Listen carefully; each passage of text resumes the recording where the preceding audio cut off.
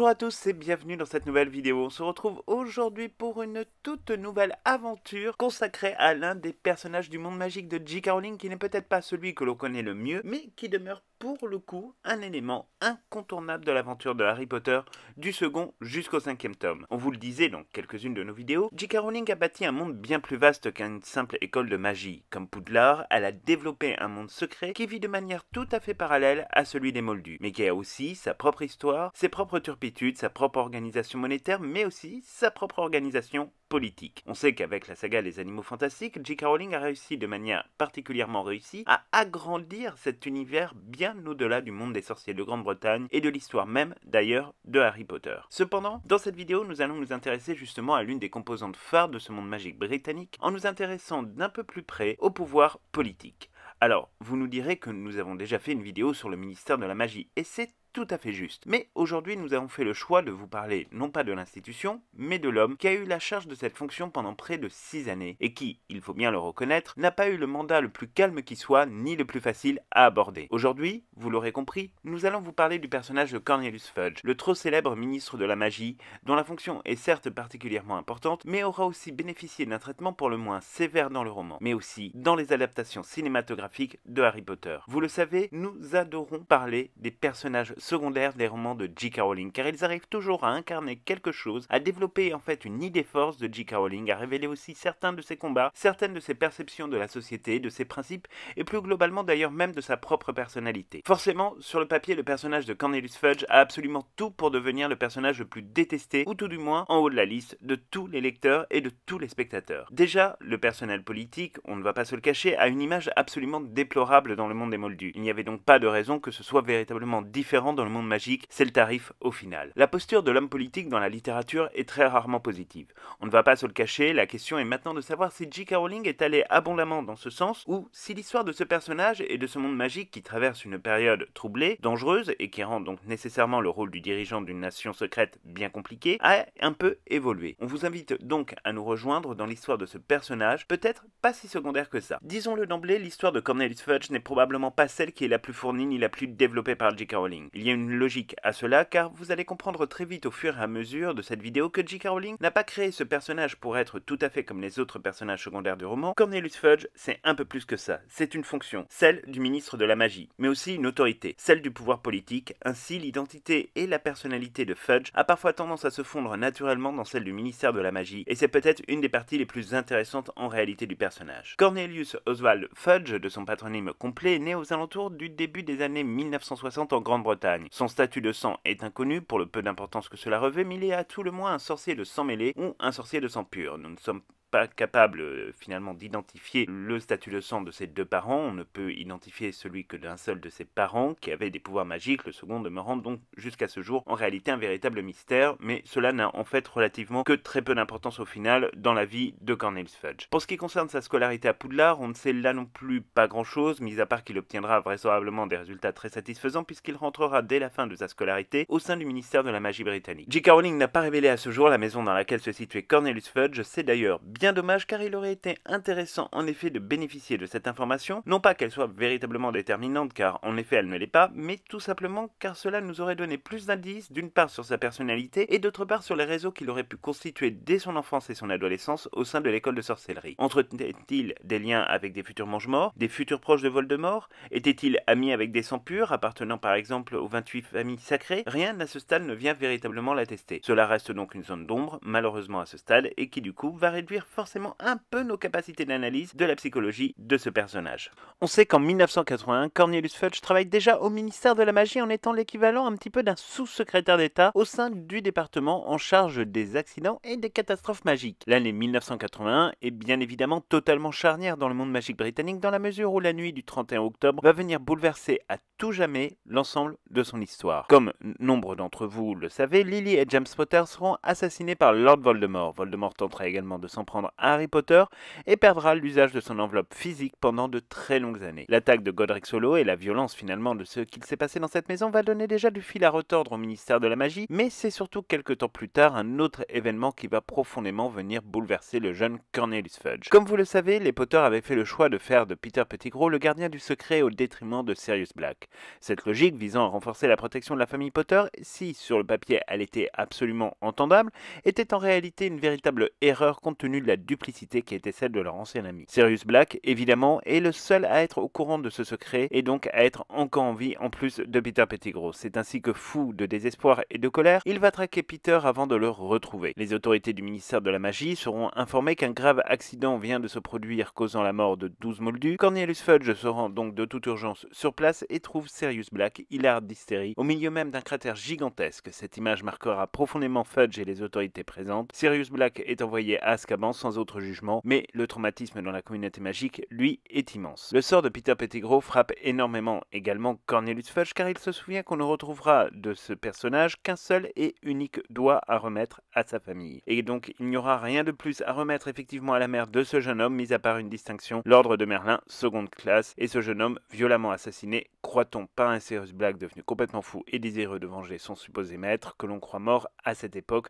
deviendra finalement l'un des héros de la première guerre des sorciers avant que, évidemment, d'un point de vue posthume, cela lui soit retiré. Il faut dire que les faits et circonstances plaident en effet contre Sirius Black, mais personne ne se posera non plus d'ailleurs plus de questions que ça, et c'est peut-être bien dommage aussi, effectivement, qu'il n'y ait pas eu de procès. La période qui s'ouvre après ce dernier soubresaut de ce que l'on appelle la première guerre des sorciers est pour le moins une période compliquée. Au fur et à mesure des enquêtes menées par le département des Aurores, avec notamment Alastor Maugrey, on s'aperçoit que les ramifications qui furent celles des Mange-Morts au sein même du ministère de la magie sont absolument légion et viennent fragiliser l'institution de manière totalement durable. On s'aperçoit que des Mange-Morts étaient dissimulés dans chaque département du ministère de la magie, donnant ainsi toujours plus d'informations à Lord Voldemort et à son état-major. Cette période est traumatisante aussi bien pour la communauté magique que pour le ministère. Le Major Maggot auditionne à tour de bras, des procès fleuves s'ouvrent pendant des mois et même des années contre des Mange-Morts présumés, mais aussi contre des Mange-Morts bien connus comme Bellatrix Lestrange, Igor Karkaroff ou d'autres. À cela, il faut rajouter évidemment des difficultés particulières, notamment le cas de Severus Rogue, protégé par Albus Dumbledore, mais qui fait beaucoup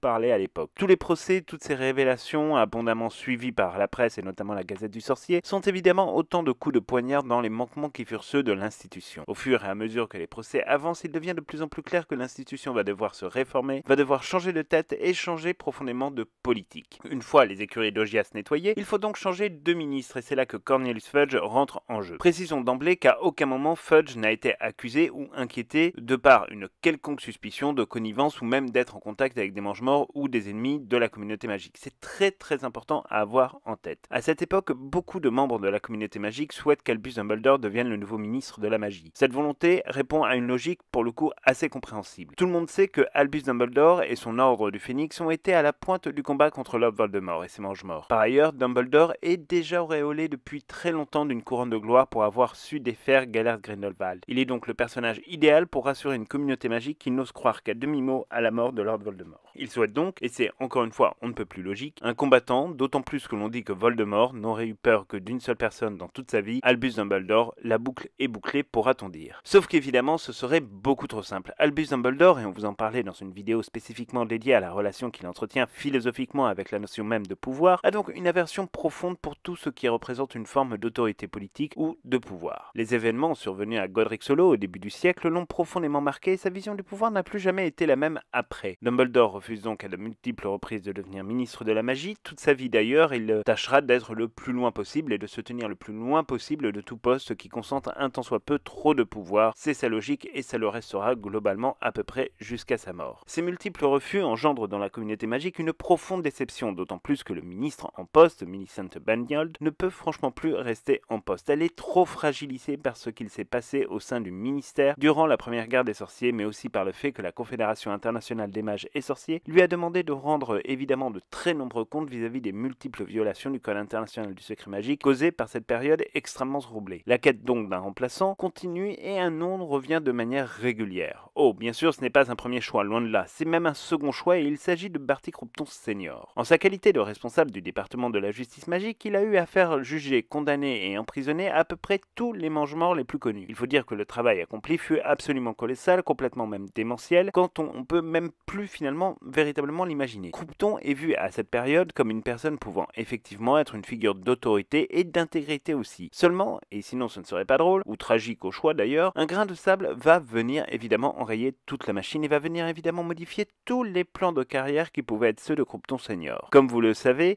Igor Karkaroff, alors qu'il demande une remise en liberté, va en échange donner certaines informations, et notamment un nom, parmi tant d'autres, va venir, disons-le, clairement foutre un bordel indescriptible dans les arcanes du pouvoir. Car, en effet, il révèle aux yeux du monde magique que le propre fils de Croupton senior se trouve être un mange-mort, et qu'il a participé notamment à la torture des parents de Neuville-Long-du-Bas et à d'autres actes de guerre conduits durant la première guerre des sorciers. Sonné par cette révélation, il est évident que Croupton senior a perdu franchement beaucoup de sa superbe et donc de sa crédibilité. Il est désormais condamné à ne plus pouvoir devenir ministre de la magie suite aux agissements de son fils. C'est ainsi qu'arrive notre bon et formidable Cornelius Fudge, qui est aussi malin qu'ingénieux, va réussir petit à petit à prendre des parts de marché dans la conquête du pouvoir. Alors Cornelius Fudge, après le refus d'Albus Dumbledore et le discrédit de Croupton senior, n'est donc en réalité qu'un troisième choix pour ce poste, mais il va faire une campagne contre ces deux immenses sorcières reconnues. Le fait d'être le numéro 3 est quelque chose qui va le marquer même durablement, car il se sentira au final toujours menacé dans son rôle. Même s'il deviendra plus tard ministre de la magie, il n'en restera pas moins qu'il était un choix non envisagé par une grande partie de la communauté magique, et il faut bien l'avoir en tête pour comprendre sa conception du pouvoir. Il y a une dimension d'infériorité chez Fudge. Il est en permanence pris dans une espèce de posture où il passe son temps à comparer sa popularité à celle d'Albus Dumbledore par exemple, et ce sentiment permanent d'infériorité va causer chez lui des conséquences pour le moins gênantes à ce niveau de la chaîne alimentaire. D'ailleurs, il est intéressant de noter que la toute première décision de Cornelius Fudge en tant que ministre de la magie sera de placer auprès de lui à la tête du département de la coopération magique internationale Barty Croupton senior, qui bénéficie quand même d'une certaine popularité au sein du ministère de la magie malgré tous les rebondissements, et en fait on sait que Fudge souhaite avoir un regard sur ce personnage et sur la manière dont il fait son travail afin de ne pas être victime, dirons-nous, d'une certaine forme de mise en danger de la fragile posture qui est la sienne. On est sûr de la stratégie politique très classique mais qui a déjà largement fait ses preuves. La cohabitation entre les deux hommes se passe bien et la plupart du temps Croupton est en voyage à l'étranger, ce qui demeure une certaine chance pour notre jeune ministre. Alors, ce qui est intéressant aussi, d'autant plus dans l'actualité du monde des Moldus et les déboires qui sont ceux du premier ministre britannique, c'est que le monde magique fait face également aux mêmes turpitudes et que les ministres passent au fur et à mesure du temps et de la grande histoire qui se déroule. Alors, d'ailleurs, quand un ministre de la magie est nommé, il est de coutume que ce dernier rende visite à son homologue moldu pour le tenir informé des grandes tendances qui se passent dans le monde magique. C'est notamment dans Harry Potter et le prince de Sang-Mêlé que l'on découvre cette tradition qu'il faut reconnaître comme étant absolument hilarante. Alors, certains hurleront à l'incohérence, ce fameux mot qui sert à beaucoup pour se croire intelligent. En réalité, il est absolument de coutume que certains moldus soient autorisés à faire partir du secret et à détenir donc le secret de l'existence du monde magique. C'est le cas pour les parents moldus d'enfants sorciers par exemple, pour leurs frères, pour leurs sœurs également, les époux et épouses moldus de sorciers, mais c'est aussi le cas évidemment pour le premier ministre moldu. Alors, c'est une coutume mais qui n'est pas obligatoire. Alors,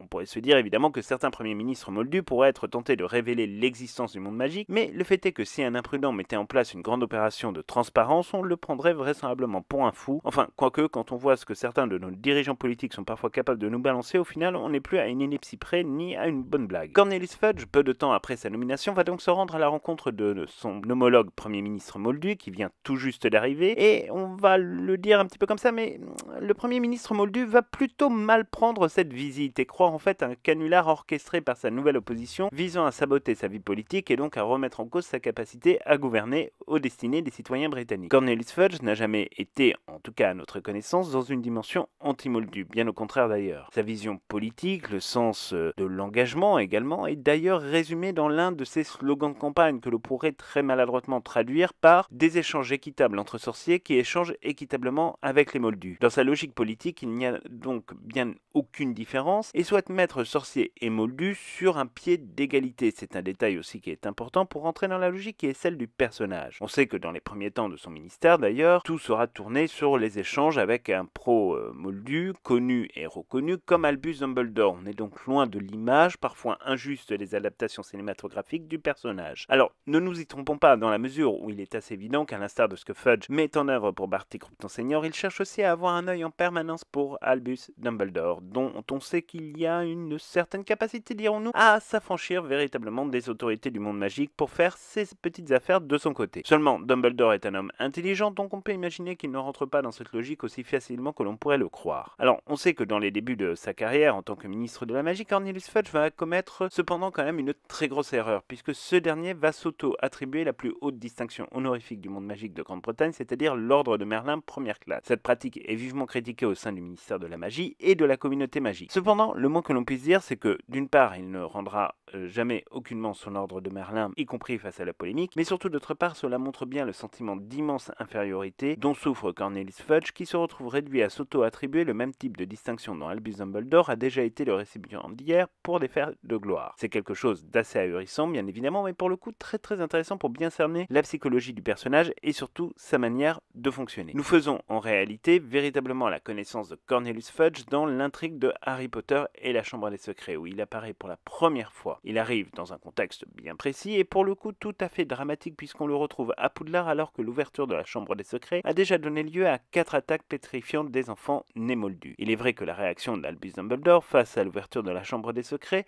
et ça mériterait d'ailleurs une vidéo consacrée à ce sujet spécifiquement, est pour le moins quand même relativement molle, c'est le moins que l'on puisse dire. Cependant, et on a souvent tendance à l'oublier, Poudlard n'est pas un état dans l'état. J.K. Rowling a toujours voulu faire en sorte que le monde magique fonctionne d'une manière tout à fait en corrélation avec ce que l'on trouve dans le monde des moldus. Ainsi, une école comme Poudlard ne peut pas échapper ad vitam aeternam à la tutelle d'une autorité politique représentant le pouvoir exécutif. J.K. Rowling n'a jamais véritablement expliqué comment était élu ou nommé le ministre de la magie suivant les époques. On trouve des traces un peu différentes, parfois on parle d'élection, parfois on parle de nomination. C'est assez flou et on a du mal à comprendre si le mode de désignation est au suffrage d'ailleurs universel, direct ou indirect. Ça reste un point de questionnement. Le fait est, de toute façon, que de manière assez évidente, Poudlard ne peut pas exister sans autorité politique au-dessus et que le directeur n'est pas un personnage qui ne connaîtrait aucune réalité ou aucune forme, dirons-nous, d'autorité supérieure. On a souvent tendance à imaginer Albus Dumbledore seul au monde dans son bureau, à ordonnancer toutes les grandes décisions qu'il peut prendre et à finalement se débrouiller tout seul. Mais en réalité, il y a fort à parier que son quotidien soit relativement moins héroïque et moins sympathique que cela, dans la mesure où l'on imagine assez facilement qu'il est fait de différentes difficultés, dirons-le nous, administratives ou de conciliation pour maintenir cette école à peu près à flot. À l'occasion de la visite de Fudge à Poudlard, on apprend d'ailleurs qu'il y a un conseil d'administration qui gère administrativement l'école et aurait notamment la capacité, par exemple, de suspendre le directeur de cette institution du monde magique. On n'a pas exactement tous les détails d'ailleurs en la matière, mais on voit bien que le poste de directeur de Poudlard, tout en étant pour le coup extrêmement prestigieux, n'est pas si simple que ça. Cela est aussi une manière de nous dire d'ailleurs que Cornelius Fudge n'est quand même pas un personnage, on va dire, dénué d'une certaine autorité. Dans le cadre des événements de la Chambre des Secrets, Fudge vient d'ailleurs exercer un de ses pouvoirs, mais qui n'a rien à voir pour le coup avec la gestion de l'école. Il y a près de 50 ans, vous le savez, la Chambre des Secrets avait déjà été ouverte. À tout le moins, on savait qu'un monstre s'en était pris à une élève qui en était décédée. Un préfet du nom de Tom Helvig Élusor avait procédé à l'interpellation d'un coupable tout trouvé, un demi-géant, mieux connu sous le nom de Rubeus Hagrid, et forcément quand les événements recommencent à se produire, on se retrouve dans une situation pour le moins périlleuse où le ministère doit agir. Alors, Fudge ne pose pas beaucoup de questions, et nul besoin de procès d'ailleurs, ce qui démontre que les pouvoirs judiciaires de Fudge sont pour le moins quelque chose de particulièrement arbitraire. Dumbledore tentera bien de convaincre Cornelius Fudge de ne pas procéder à l'arrestation de Hagrid, mais Fudge n'a pas le choix, il doit donner le change à la communauté magique qui demande des actions concrètes face aux attaques survenues dans cette école. D'ailleurs, on pourrait s'interroger presque sur le manque de réaction, non pas seulement d'ailleurs de Dumbledore, mais au final de toute la communauté magique qui laisse un monstre se balader tranquillement dans les couloirs d'un établissement scolaire, mais passons. Le fait est que Fudge envoie Hagrid à Azkaban promettant de le libérer s'il était prouvé qu'Hagrid était évidemment innocent, ce qui se passera avec le dénouement de cette aventure de Harry Potter et la Chambre des Secrets. On sait que durant l'été séparant la seconde et la troisième année de Harry Potter à Poudlard, Cornelius Fudge va se retrouver sur le grill, comme on dit, car il va devoir faire face aux premiers événements majeurs de son mandat en tant que ministre de la magie. Au cœur de l'été, on apprend en effet que Sirius Black a réussi à s'enfuir d'Azkaban. C'est le premier et évidemment cette information a un retentissement complètement fou dans la communauté magique. Les souvenirs des temps sombres ressurgissent et Fudge est soumis à une pression colossale de la part de la communauté magique. En plus de lancer des dizaines d'aurores à la recherche de ce criminel et des multiples enquêtes destinées à comprendre pourquoi et comment Sirius Black a pu survivre à 12 années d'enfermement à Azkaban, il va devoir une fois de plus se rendre au 10 Downing Street, résidence du Premier ministre britannique, puisque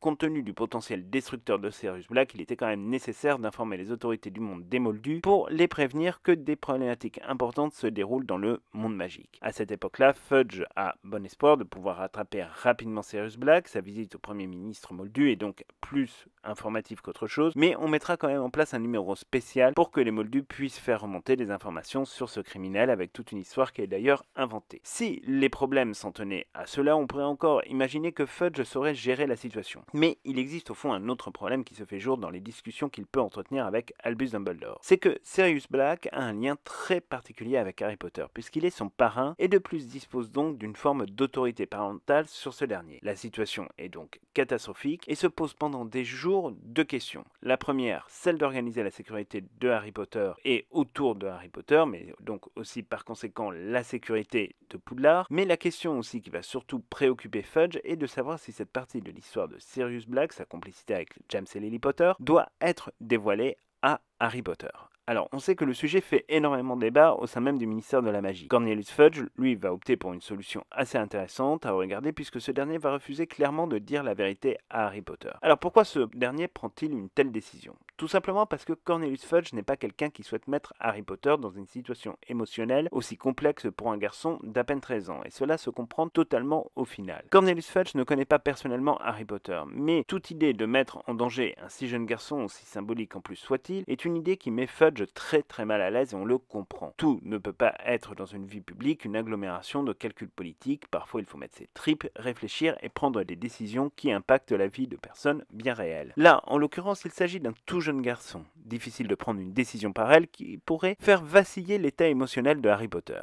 Alors, d'un autre côté, il y a la logique qui était celle notamment par exemple de Arthur Weasley, qui consistait à dire que Harry Potter a le droit de savoir que Sirius Black est dangereux et qu'il ne faut pas prendre le risque à la légère sans pour autant lui révéler la connexion quasi familiale qui existe entre eux. Les deux visions se défendent, mais force est de constater que Fudge avait là-dessus une position de principe qui tenait sincèrement, franchement, la route. Harry Potter d'ailleurs ne va pas tarder à se rappeler à son bon souvenir lorsque ce dernier va avoir l'idée absolument extraordinaire d'ensorceler sa tante Marge, la faisant gonfler comme un ballon de baudruche. Et comme si une infraction à toutes les règles élémentaires sur la pratique de la magie par des sorciers de premier cycle jusqu'au code international du secret magique ne suffisait pas, il a fallu que Harry Potter prenne la fuite du Cat Private Drive avant d'être heureusement localisé au Chaudron Baveur, où Fudge va pour la première fois rencontrer Harry Potter en tête-à-tête. Rencontrer Harry Potter dans ce contexte n'est pas rien, au contraire, c'est même quelque chose de particulièrement troublant pour Fudge. Après tout, Harry Potter est plus célèbre que n'importe quel sorcier, presque autant voire même plus que Dumbledore lui-même, mais en même temps il s'agit aussi là de quelque chose de particulièrement troublant dans la mesure où Harry Potter a pris un risque extrêmement élevé, même s'il ne pouvait absolument pas faire le lien entre le criminel dont les infos moldus parlaient et sa propre personne. Cornelius Fudge va donc rester sur sa stratégie, ne rien lui révéler. Il va lui passer absolument tout, revenir sur son exclusion de Poudlard, revenir sur les lourdes poursuites auxquelles il aurait pu et dû avoir droit, et enfin lui permettre de rester sous bonne garde au Chaudron Baveur avec pour seule consigne d'être entré au coucher du soleil. En somme, des règles bien sympathiques qui conféreront à Harry Potter une très grande liberté et surtout une protection directe. Après tout, on a quand même beaucoup de mal à imaginer un Sirius Black tenter une attaque en plein milieu du chemin de traverse. Harry tentera bien de pousser sa chance jusqu'au bout en lui demandant de signer son autorisation de sortie à Préolard, mais Fudge restera évidemment implacable, arguant qu'il ne dispose aucunement de l'autorité parentale sur Harry Potter. C'est bien pratique. À ce stade, Fudge se dit qu'un Harry Potter claquemuré derrière les hauts murs de Poudlard, protégé par une armée de détraqueurs, n'est pas plus mal finalement et que Préolard représente un danger bien trop élevé pour ce jeune homme. D'ailleurs, la présence de détraqueurs n'est pas du goût de Dumbledore, mais Fudge tient bon et fait en sorte d'assurer la protection de Harry Potter et au final de l'ensemble des élèves de Poudlard. Cette situation, même si elle pose des soucis aux habitants de Préolard et des environs, est un mal nécessaire selon Fudge. Il faut dire que la menace Black, lorsque l'on connaît le contexte de l'époque, demeure pour le coup un sujet pour le moins très brûlant. Il n'y a donc rien à lui reprocher dans son approche de la situation. D'ailleurs, en octobre, les faits vont lui donner raison lorsque ce dernier va effectivement apprendre que Black a réussi à pénétrer dans la célèbre école de sorcellerie de Poudlard le soir du festin d'Halloween. On sait d'ailleurs que c'est Cornelius Fudge qui avouera de manière involontaire à Harry Potter le lien qui le lie à Sirius Black lors d'une conversation avec Minerva McGonagall, Flitwick et Hagrid. En juin, Cornelius Fudge va revenir à plusieurs reprises à Poudlard. Tout d'abord pour procéder à l'exécution de Buck. On ignore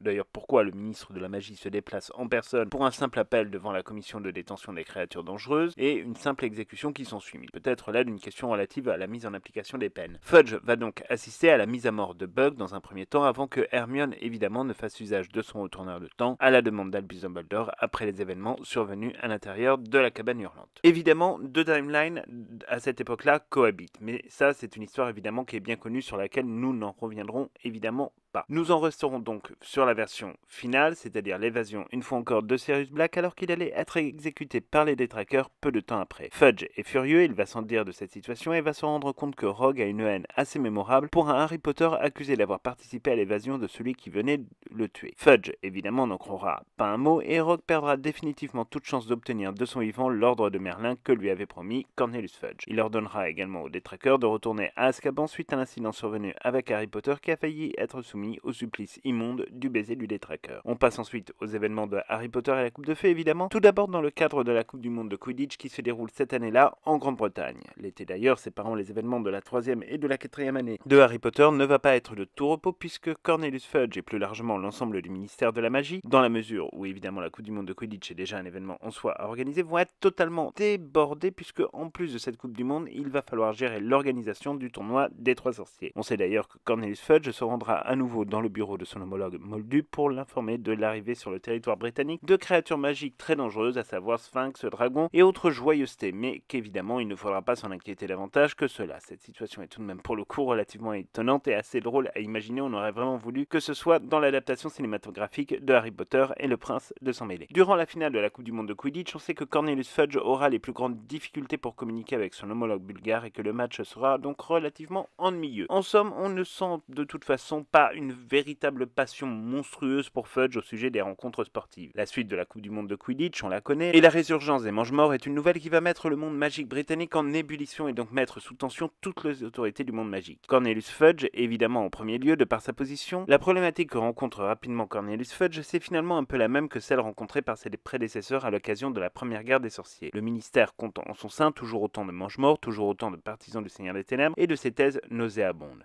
Cornelius Fudge prend donc peut-être conscience que même au sein de son entourage, les équilibres sont en train de s'établir et de se modifier, ne sont pas nécessairement favorables à ses thèses et à ses inclinaisons personnelles. De plus, Cornelius Fudge est aussi un sorcier comme un autre, c'est-à-dire un être humain qui doit faire face à l'épouvante d'un retour de Voldemort ou de ces heures très sombres que chaque famille a traversées pendant des années. La peur fait souvent faire n'importe quoi aux êtres humains, c'est un sentiment extrêmement puissant qui vient bouleverser absolument toutes les logiques habituelles. Et dans le monde politique, évidemment, c'est la même chose. Le retour de Lord Voldemort ou de ses sbires est une mauvaise nouvelle qui vient déposer une chape de plomb sur toute la communauté magique. On dit déjà Dumbledore vieillissant, donc à ce moment-là résister contre Voldemort.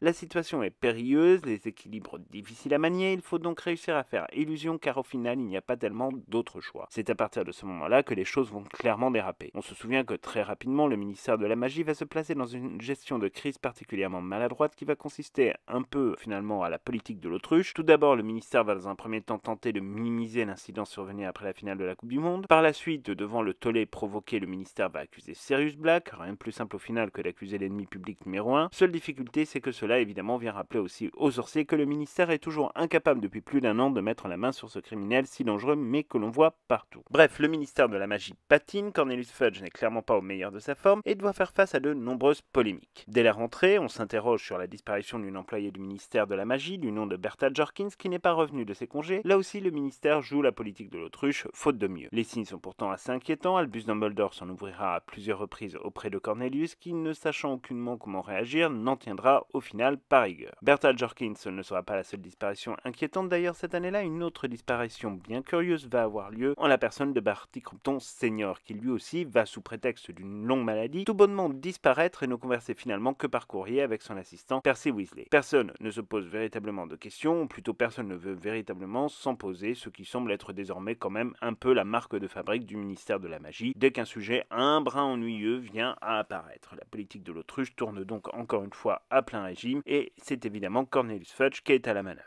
Entre la deuxième et la troisième tâche du tournoi des 3 sorciers, Cornelius Fudge va devoir se rendre à Poudlard une nouvelle fois suite à l'apparition de Barty Croughton Senior sur les pelouses du château, visiblement très désorienté. On sait que Fudge va faire le choix de ne pas ébruiter ce sujet dans la communauté magique, l'affaire sera donc largement étouffée. Et puis, plus personne n'en parlera plus. C'est d'ailleurs lors de cet événement que l'on va comprendre que Cornelius Fudge va plonger dans un monde totalement parallèle, un monde qui n'a plus rien à voir véritablement avec la réalité. En fait, on pourrait presque dire que Cornelius Fudge, cédant totalement à la panique, fait remonter en lui les plus mauvais côtés de sa personnalité. Les côtés vraiment les plus sombres, et l'on va voir apparaître d'ailleurs plus vite que les autres certaines prédispositions, on va dire finalement un peu à cette panique générale. Suite à la nouvelle disparition de Barty Croughton Senior, tué en réalité par le faux Alastor Mowbray, Fudge va accuser directement Madame Maxime, la directrice de l'Académie de magie de Beauxbatons, suspecterait-on d'avoir carrément assassiné Barty Croughton Senior pour le seul mobile que ce dernier se serait trouvé à proximité du carrosse magique de la célèbre école. C'est quand même bien peu de choses. Mais Dumbledore va tout de suite révéler que ces accusations totalement disproportionnées sont liées aux difficultés que rencontre Cornelius Fudge avec les êtres hybrides comme les semi-géants ou encore les centaures. Cornelius Fudge va découvrir ou feindre de découvrir que Barty Croughton Senior n'a en réalité jamais été présent lors des 2 tâches du tournoi des 3 sorciers et va donc le remplacer pour la 3e et la dernière tâche. L'ambiance le soir de la 3e tâche à Poudlard est absolument électrique. Les 2 champions de Poudlard ont pénétré en premier dans le labyrinthe puisqu'ils étaient arrivés ex aequo et très rapidement, Victor Krum et Fleur de la Cour vont être éliminés pour les raisons que l'on connaît. On ignore donc quel sorcier sortira auréolé d'une gloire que l'on promet être éternelle pour avoir remporté le tournoi des 3 sorciers. Quand Harry Potter et Cédric Diggory réapparaissent, Fudge ne peut que constater l'horreur de ce qu'il vient de se produire. Harry commence à livrer sa version, c'est une catastrophe que Cornelius Fudge ne peut pas laisser décemment arriver. Il va très rapidement informer la foule de la mort d'un des jeunes garçons et s'en tenir là. Fudge essaye d'éloigner Harry le plus vite possible de la foule en l'emmenant à l'infirmerie. Dumbledore va refuser, arguant du fait que nul autre que lui ne peut assurer sa sécurité, ou tout du moins lui ou Maugrey Folleuil. Quand Barty Croughton Jr. est démasqué in extremis par Albus Dumbledore, Cornelius Fudge va trancher sans attendre. Nul besoin de procès, le baiser d'un détraqueur suffira. Si on peut imaginer que Croughton méritait très largement ce qui lui est arrivé, la problématique de ne pas le soumettre à un processus judiciaire devant par exemple ma jeune Maggot pose quand même sacrément question. Croughton Jr. assassiné ou presque, il est désormais totalement incapable de présenter sa version et donc de venir confirmer et exulter, on imagine, du retour de Lord Voldemort en pleine possession de ses moyens. Fudge refuse en bloc l'idée même du retour de Lord Voldemort. Il ne l'accepte pas et surtout ne veut aucunement l'accepter. Le fait est que le discours d'un retour de Voldemort au sommet de sa toute-puissance ne tient donc qu'à la version de Harry Potter sans aucun autre témoin visuel. Ceci permettra notamment de remettre en cause la version délivrée par Albus Dumbledore et Harry Potter autour de la mort de Cédric Diggory, qui sera officiellement maquillé comme étant un simple accident survenu à l'occasion du tournoi des 3 sorciers. Il faut dire que ce n'est pas la première fois qu'un concurrent décède dans des circonstances absolument tragiques lors de ce tournoi. Un de plus, un de moins, au final, finalement, c'est bien pratique. L'été entre les événements de Harry Potter et la Coupe de Feu et Harry Potter et l'Ordre du Phénix ne va pas être de tout repos une nouvelle fois pour Cornelius Fudge. Albus Dumbledore n'a de cesse que de l'enjoindre à travailler, à lutter et à préparer les défenses de la communauté magique contre Lord Voldemort et ses mange-morts, à nettoyer aussi les arcanes du ministère, mais Fudge ne veut absolument rien lâcher, ne veut absolument rien entendre, et encore moins donner l'occasion à Dumbledore d'avoir une fois de plus le bon rôle, car il s'agit là aussi d'un véritable sujet, dans la mesure où Lord Voldemort ne craint toujours qu'une seule personne, en l'occurrence le directeur de Poudlard et non le ministre de la Magie, ce qui gêne Fudge au plus haut point. Fudge n'en démordera pas et va appuyer son discours sur des faits, entre guillemets, qui pourraient venir légitimer la théorie de l'accident bête, oserait-on dire, durant le tournoi des 3 sorciers. En effet, Rita Skeeter, dont nous vous parlions dans une précédente vidéo, a pris la très fâcheuse habitude de rédiger nombre d'articles, que l'on pense d'ailleurs être commandés ou commandités par des mange-morts ou des proches de Voldemort, concernant l'hypothétique problématique de santé mentale qui affecterait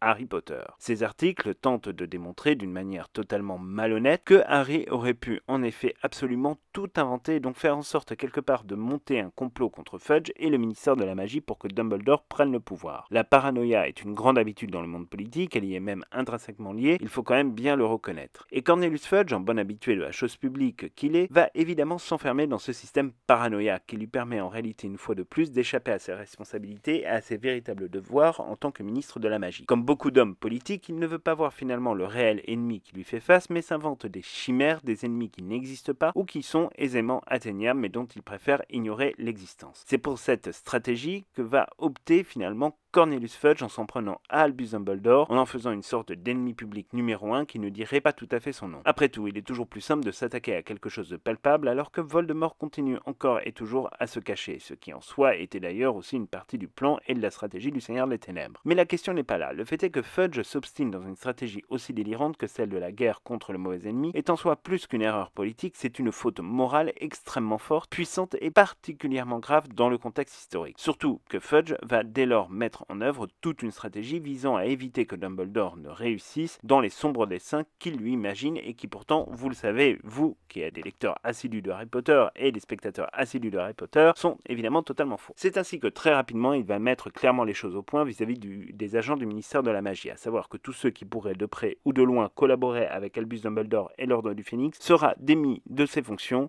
de manière évidemment immédiate. Et cela vient en réalité tout changer, car si durant la première guerre des sorciers l'Ordre du Phénix Phénix ne se cachait pas, elle va devenir désormais une organisation clairement clandestine, opérant de fait dans une discrétion absolue. Fudge va d'ailleurs prendre nombre de décisions juridiques et législatives pour limiter l'influence de Dumbledore ou renforcer les lois et règlements en vigueur pour imposer une discipline beaucoup plus forte, allant même d'ailleurs jusqu'à une logique finalement qui revient à une pure et totale injustice. On en a d'ailleurs un flagrant exemple lorsque Harry Potter va faire usage de la magie en dehors du cadre légal fixant des restrictions dans l'exercice de la magie chez les sorciers de premier cycle. Fudge va monter en épingle cette soi-disant infraction de Harry Potter pour en faire un exemple, presque un cas d'école en réalité, pour démontrer à l'ensemble de la communauté magique que les proches de Dumbledore font tout ce qu'ils peuvent pour mettre en péril les bases mêmes de l'autorité politique sur laquelle réside le monde magique. Alors que ce genre d'infraction fait l'habitude, généralement, l'objet d'une procédure très standardisée, Fudge va réunir un tribunal complet, le Mad John Maggot, comme à la bonne vieille époque du procès fleuve des Mange-Morts et de la première guerre des sorciers. On est clairement d'une part là dans une persécution pour le moins totalement assumée, mais aussi dans un véritable déni de justice, car aucun des droits les plus élémentaires en matière de défense juridique n'est en réalité respecté, et cela est totalement ahurissant, même si particulièrement juste. Heureusement que les troupes de l'ordre du Phénix agiront suffisamment intelligemment dans l'ombre pour manœuvrer utilement afin de sauver la face, mais ce fut tout juste. Les relations entre Fudge et Harry Potter sont exécrables, tout comme celles qui lient désormais Albus Dumbledore et le ministre de la Magie. Il n'y a donc plus aucune possibilité de se réconcilier. La guerre ne fait que commencer et cela va avoir des répercussions pour le moins difficiles pour de très nombreuses personnes. Dès la rentrée scolaire, on sait que Fudge va imposer très rapidement une de ses plus proches collaboratrices, la ô combien délicieuse Dolores Ombrage, jusqu'ici sous-secrétaire d'État à l'éducation au sein du ministère de la Magie, comme toute nouvelle enseignante de défense contre les forces du mal, profitant ainsi de quelques décrets savamment rédigés dans la conduite des relations entre l'école et son autorité de tutelle sur le recrutement des enseignants. L'arrivée de Dolores Ombrage à ce poste ne répond aucunement à une logique éducative. En réalité, tout le monde s'en fiche. Le vrai but d'Ombrage est de surveiller Dumbledore et ses alliés de la manière la plus rapprochée possible. C'est pour cela qu'elle sera très rapidement nommée Grande Inquisitrice de Poudlard, ce qui lui permettra de prendre toute sa place sur les prérogatives appartenant d'habitude au directeur de Poudlard. Tout ce qui a trait, par exemple, aux fonctions de contrôle du personnel, de la discipline, des règlements jusqu'à l'organisation même des activités extrascolaires, dépendent désormais de la Grande Inquisitrice, renvoyant ainsi le directeur de Poudlard à des fonctions pour le moins subalternes. Quand Harry Potter et son armée d'apprentis combattants se font prendre sur le vif, Cornelius Fudge arrive toute séance tenante à Poudlard pour enfin savourer sa victoire et montrer à la face du monde que Dumbledore a bel et bien comploté contre le ministère de la Magie, mais également sa propre personne. Fudge est très clairement encore et toujours dans son délire, mais il souhaite révoquer évidemment Albus Dumbledore de ses fonctions de directeur de Poudlard le plus vite possible, mais également le conduire à Azkaban, ce qui n'était évidemment pas du tout dans les intentions, vous vous en doutez, d'Albus Dumbledore. La suite de l'histoire, on la connaît, Dumbledore fait usage d'une magie extrêmement puissante et disparaît dans la consternation générale. Le fait est que désormais, Fudge fonctionne en boucle sur le sujet et abreuve la Gazette du Sorcier de manière totalement folle sur le sujet de Dumbledore et des complots. Dumbledore, accusé désormais d'être un criminel en fuite, on pourrait penser que Fudge n'aurait plus qu'à gérer sa capture, en admettant que quelqu'un évidemment puisse y arriver, ce qui était déjà en soi difficile à imaginer. Est-ce que pour autant Fudge est plus serein? La réponse est bien évidemment non. Il continue de voir des complots partout, à avoir peur de son ombre et toujours en prenant garde finalement de ne surtout pas regarder le fond du problème en face, ce qui est évidemment devenu sa grande spécialité. Même quand l'actualité brûlante se rappelle à lui, notamment avec l'évasion de plusieurs mange-morts d'Azkaban, il continue à s'enfermer dans sa stupide stratégie en mettant cela sur le compte d'un plan monté par Sirius Black, plutôt que de remettre en question la fidélité des détraqueurs à l'autorité même du ministère de la Magie, alors que les preuves semblent quand même, pour le coup, évidentes en la matière. La difficulté qui réside au cœur même de la stratégie de Cornelius Fudge, c'est que ce dernier est devenu désormais une sorte d'allié de circonstance de Voldemort et de ses mange-morts en concentrant ses efforts sur la décrédibilisation de Harry Potter et d'Albus Dumbledore. Fudge a empêché toute la communauté magique de se préparer au combat pendant plus d'une année. Ça compte dans une guerre. Beaucoup d'efforts ont été consacrés à la traque de Dumbledore ou à la décrédibilisation de Harry Potter. Tout cela pour rien, ou en tout cas pour pas grand chose, et c'est bien là finalement le cœur du problème et finalement de toutes les limites qui sont celles évidemment de Cornelius Fudge. Alors on sait évidemment qu'après il va y avoir la bataille du département des mystères où effectivement là lui-même et un certain nombre d'autres officiels du ministère de la Magie vont assister au retour de Lord Voldemort, ou tout du moins à la confirmation du retour de Lord Voldemort dans l'atrium du ministère de la Magie. Là, à partir de ce moment-là, Fudge évidemment ne peut plus du tout nier l'évidence et va donc être mis sous une pression absolument monumentale du public et des médias, et donc va être évidemment mis sur la sellette dès le soir même de la bataille du département des mystères. Là, on sait qu'à partir de ce moment-là, l'ensemble des sorciers de la communauté magique de la Grande-Bretagne vont en vouloir évidemment à Cornelius Fudge de leur avoir d'avoir menti, d'avoir dissimulé la vérité, d'avoir, entre guillemets, combattu des chimères, sans s'être attaqué véritablement aux vraies problématiques et au vrai sujet qui était celui de l'ascension de Lord Voldemort. Tout le monde va lui reprocher effectivement d'avoir perdu une année entière, une année où les sorciers auraient pu se préparer, on aurait pu mettre en place des stratégies effectivement défensives pour assurer la sécurité des sorciers, mais également des moldus, puisque c'était évidemment quelque chose qui était quand même à prendre en considération. Et donc on sait qu'à partir de ce moment-là, ça va être la longue dégringolade de Cornelius Fudge qui va être forcé de toute façon à un moment donné à démissionner parce qu'évidemment il n'y aura pas d'autre solution finalement pour sauver la face. Alors on sait évidemment qu'il y a un certain nombre d'événements qui vont encore se produire au sein du monde magique. Alors on a les répercussions de la bataille du département des mystères où là aussi on peut se poser de nombreuses questions sur la manière dont le ministère a géré cette bataille-là, puisqu'on avait l'impression finalement que Harry et ses amis et les Mange-Morts sont rentrés dans ce lieu magique qui représente quand même l'autorité du monde magique comme dans un moulin. Ils ont pu se battre comme des chiens pendant des heures sans que personne n'intervienne. Et au final, on a quand même véritablement l'impression qu'il y a aussi là des complicités à l'intérieur même du ministère de la Magie qui sont plutôt flippantes. Alors on sait qu'un certain nombre de Mange-Morts capturés à l'occasion de cette bataille du département des mystères vont être évidemment incarcérés à Azkaban, mais on ne relèvera pas pour des raisons complètement bizarres, évidemment, les détraqueurs de leur mission, entre guillemets, de garder les prisonniers de la célèbre prison d'Azkaban. Donc là aussi, ça reste vraiment quelque chose de très très très étonnant.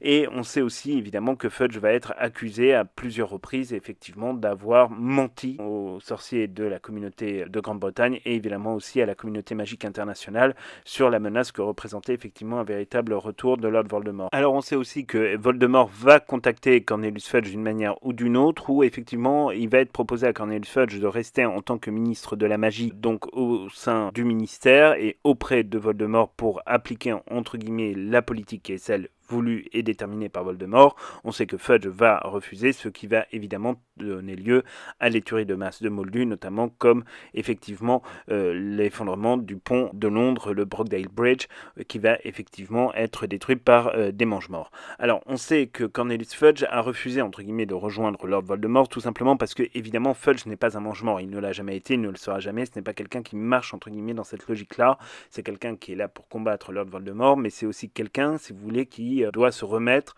entre guillemets de la manière dont il a géré cette histoire depuis les événements en fait de Harry Potter et la Coupe de Feu, et c'était vraiment quelque chose de très très compliqué. Alors on sait que la carrière ministérielle évidemment avant sa démission de Cornelius Fudge va s'arrêter là, mais on sait quand même qu'il conseillera un petit peu le nouveau ministre, Rufus Scrimgeour, puisqu'il restera entre guillemets le conseiller et on va dire celui qui sera envoyé de manière régulière voir le premier ministre Moldu pour le tenir évidemment au courant de ce qu'il se passe effectivement dans la guerre contre Voldemort. Et là-dessus, c'est quelque chose évidemment qui est quand même assez intéressant. Alors ensuite, on ne sait pas évidemment ce qu'il advient entre guillemets de Cornelius Fudge. On sait que évidemment, il va participer de manière, on va dire, très administrative au soutien de Rufus Scrimgeour, mais ça va pas aller tellement plus loin. On sait ensuite que évidemment, il ne participera pas à la Seconde Guerre des Sorciers de manière extrêmement active. Il restera vraiment sur un plan très administratif. On sait juste qu'il va effectivement, on va dire, conseiller Rufus Scrimgeour. Ça n'ira pas tellement plus loin. En 1997, on sait aussi qu'il assistera en tant que simple citoyen aux obsèques d'Albus Dumbledore. Et on ne sait évidemment pas du tout ce qu'il va se passer après, une fois que Lord Voldemort prendra le contrôle du ministère de la Magie, ou même sur sa vie d'après. Ça, J.K. Rowling n'a pas souhaité, entre guillemets, le documenter à ce stade. On sait juste évidemment que sa réputation et que son image ont été complètement détruite dans cette histoire finalement abracadabrantesque de complot que Albus Dumbledore aurait voulu mettre en place avec Harry Potter contre le ministère de la Magie pour faire tomber le ministère de la Magie. Et là-dessus, on peut imaginer évidemment tout le mal politique que les positions de Cornelius Fudge, qui une fois de plus n'ont pas été dictées par une logique politique, mais ont été dictées par une logique entre guillemets de la peur, ont évidemment coûté extrêmement cher à la communauté du monde des sorciers, et ça c'était évidemment quelque chose qu'il fallait avoir en tête. Donc là-dessus on sait ensuite que Fudge évidemment va probablement vivre une retraite relativement paisible, mais on peut imaginer qu'à l'intérieur de lui-même le personnage va quand même relativement souffrir de cette période et de ce qu'il a pu faire. On peut imaginer, compte tenu du potentiel d'un personnage comme Cornelius Fudge, que c'est quelqu'un qui va se repentir à un moment ou à un autre de son existence, tout évidemment en gardant une certaine forme d'amertume vis-à-vis de lui-même lui-même et aussi vis-à-vis de ceux qui auraient pu, qui auraient dû éventuellement mieux le conseiller à cette époque-là, mais il a dû se rendre compte, on va dire, de beaucoup de choses et de beaucoup de choses qui ont tourné évidemment autour de sa question. Donc voilà grosso modo ce que l'on pouvait vous dire du personnage de Cornelius Fudge. Nous, c'était un personnage qu'on trouvait vraiment intéressant à regarder, alors d'autant plus au regard de l'actualité avec tous les déboires qui sont ceux de Boris Johnson qui va bientôt être obligé de quitter le 10 Downing Street, mais ça nous intéressait aussi finalement d'explorer un petit peu la manière dont J.K. Rowling percevait un homme politique confronté finalement à une des périodes les plus dangereuses de son histoire. Il faut quand même pas oublier que les événements de Harry Potter sont inscrits dans une époque où on avait une certaine, on va dire, liberté, qui était une liberté post-guerre froide et qui était une liberté finalement un peu retrouvée, et qu'au fur et à mesure du roman, on a avancé évidemment dans la période que nous connaissons jusqu'à présent, jusque évidemment à la fin de la publication des livres de Harry Potter. On a eu les attentats du 11 septembre, on a eu la guerre en Afghanistan, on a eu le début de la seconde guerre en Irak. Enfin, il y a eu tout ça évidemment qui quelque part a joué en toile de fond sur la manière dont J.K. Rowling a perçu, on va dire, le personnel politique, et c'était quelque chose évidemment qui était très intéressant pour nous à regarder. On vous refera des vidéos évidemment sur la politique dans le monde magique, parce que c'est vraiment un sujet qui est très intéressant et qui mérite vraiment d'être beaucoup plus exploré qu'il ne l'est généralement, et c'est vrai que l'adaptation cinématographique des films n'a pas laissé entre guillemets véritablement le temps au spectateur de bien appréhender comment se construisent les majorités politiques et comment se construisent finalement les opinions politiques de la communauté du monde des sorciers, notamment en Grande-Bretagne, puisque c'est celle qu'on connaît la mieux. Mais ce sera véritablement intéressant de regarder ça, d'autant plus qu'on a bien vu dans Les Secrets de Dumbledore que la politique était quand même au centre des œuvres de J.K. Rowling, notamment pour ce qui concerne les animaux fantastiques. Donc c'est tout pour cette vidéo, on espère vraiment qu'elle vous aura plu. Si elle vous a plu, n'hésitez pas à nous laisser un petit pouce bleu, ça nous encourage toujours évidemment à continuer à vous procurer du nouveau contenu. Dès samedi, on se retrouve pour une toute nouvelle vidéo qui sera consacrée à Harry Potter et l'Enfant Maudit, puisque Chloé a vu la pièce pour la première fois et vous donnera son avis, à savoir est-ce que ce sera un avis bon ou mauvais. Nul autre que moi ne peut le dire à ce stade, donc on vous laissera découvrir entre guillemets son avis après avoir vu pour la première fois la représentation londonienne de Harry Potter et l'Enfant Maudit. Et puis d'ici là, évidemment, n'oubliez pas de vous abonner à notre chaîne et de regarder éventuellement les quelques vidéos que vous auriez pu louper avec ces temps caniculaires. Évidemment, on reste généralement chez soi bien au frais, et donc vous avez le temps de regarder toutes nos anciennes vidéos, et on espère pouvoir occuper agréablement vos journées avec cette température à laquelle il faut prendre garde. Donc c'est tout pour cette vidéo, on se retrouve très bientôt pour de nouvelles aventures.